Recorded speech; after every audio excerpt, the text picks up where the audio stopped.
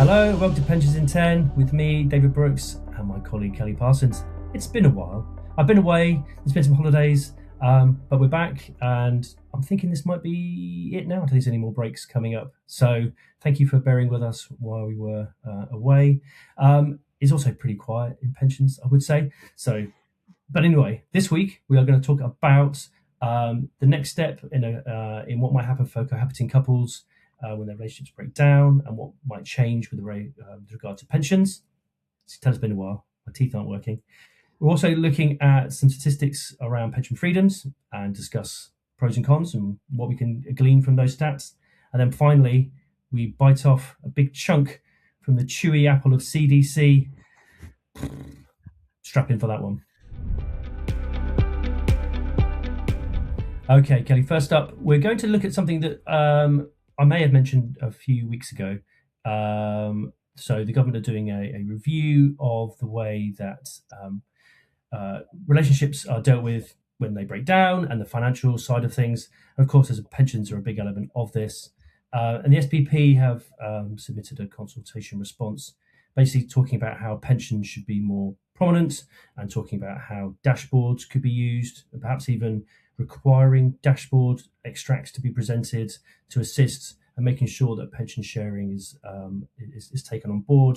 So there's clearer treatment of pensions, and even allowing pension sharing orders for cohabiting couples. Currently, that's only available for married or civil partnerships. So I don't know if you had thoughts on this and whether this is a good thing.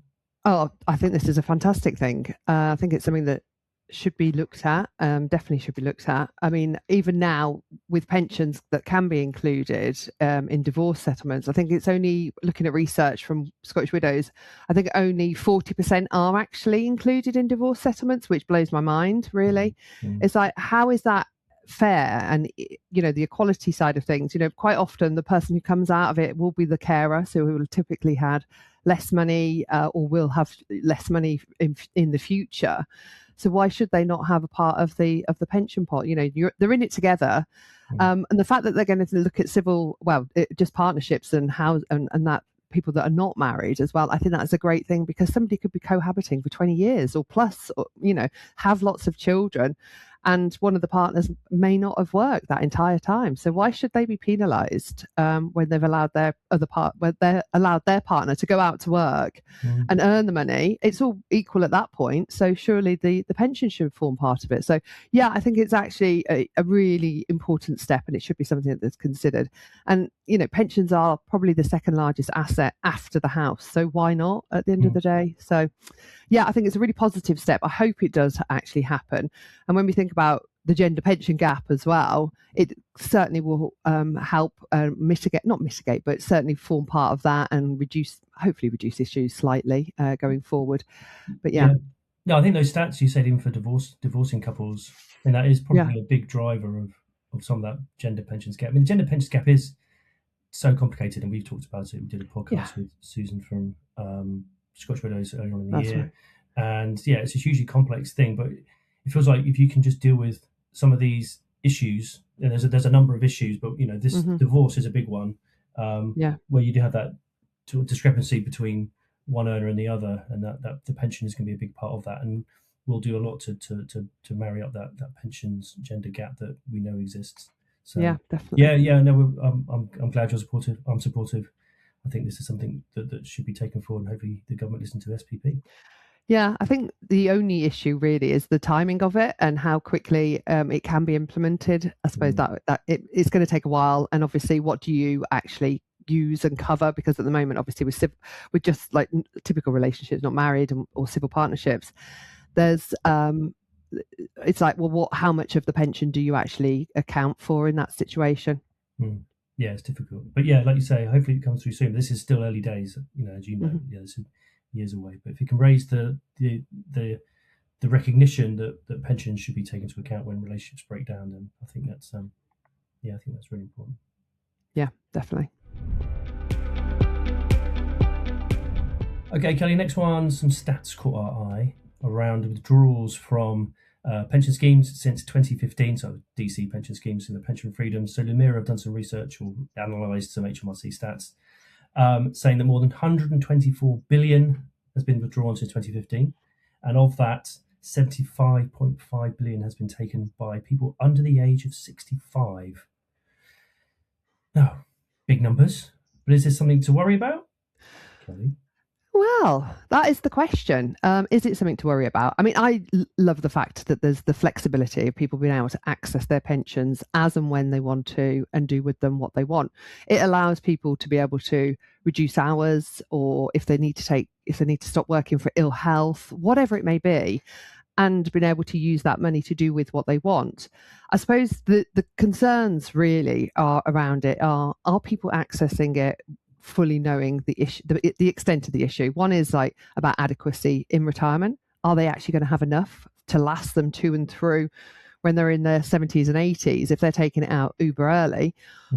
Are they going to be able to, are they going to get hit with a walloping large amount of tax, which is kind of worrying. And I have seen this in circumstances where I think a few years ago I was doing a member one-to-one, and one person actually said to me, I've just withdrawn all of my pension out because I can and I wanted to, and I think they were in their 50s, and I was like, oh, okay, do you know you're going to get taxed on that, and you realize you're limiting your future contributions? Oh no, I didn't know that. And it's like, oh well, this is the problem. There needs to be guardrails around that kind of thing. And I think this was like when it first happened, so it was a little bit more flexible and a bit more fluid and probably less, but that still needs to continue really. So there is, are you just taking it out to go on a big holiday?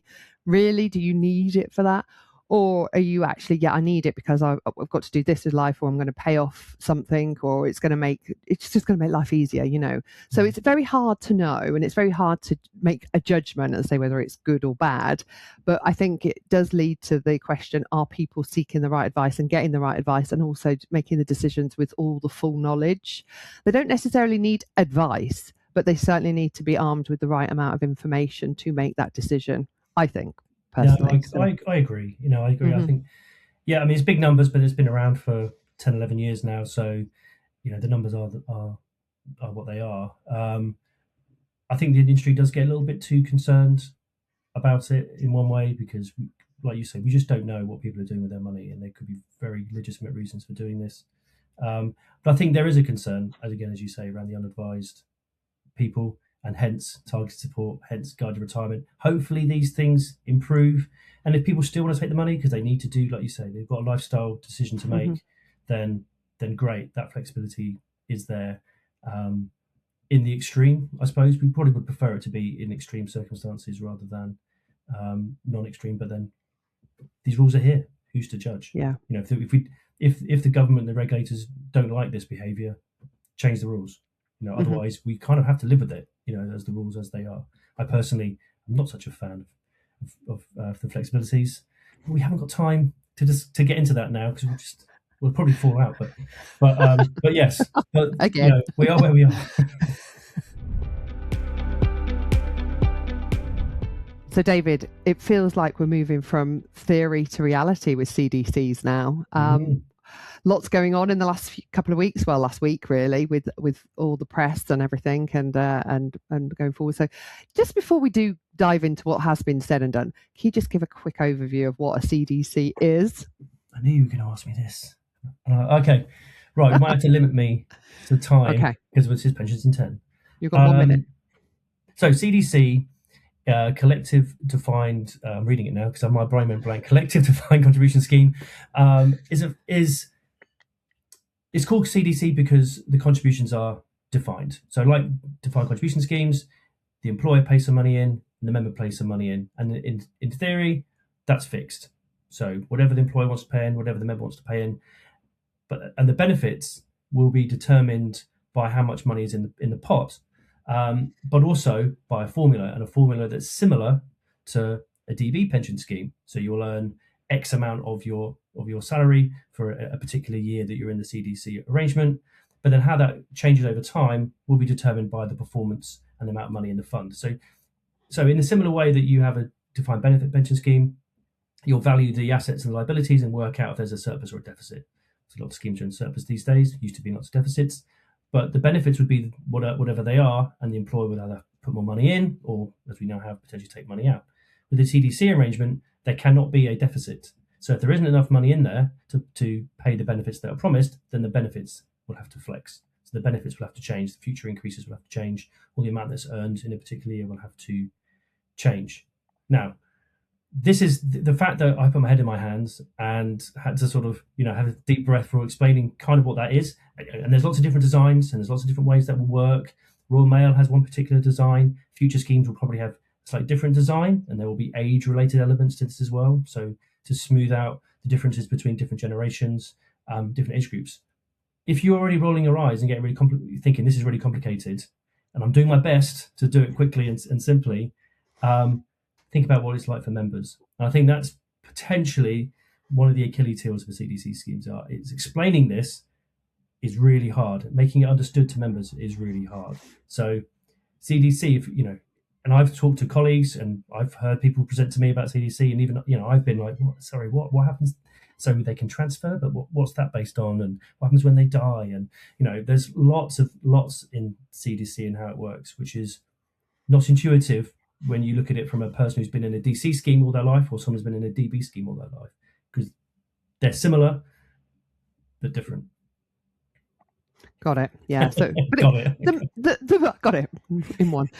It's the middle ground, isn't it? I think that's the best way. The theory is yeah. It gives the members an income, and the assets will do what they do, and that might impact the benefits they get out. But it's the paternalism. There's sort of an element of paternalism put on top of the DC side of things. So the collective is you're pooling longevity risk, you're pooling the investments, and so potentially you can have more risk for longer, deal with the ups and downs of stock markets and economies moving better. So that, in theory, is what it's meant to do, and hence we see some of the statistics around outcomes being that CDC schemes are X% better than DC buying an annuity or DC going into individual drawdown.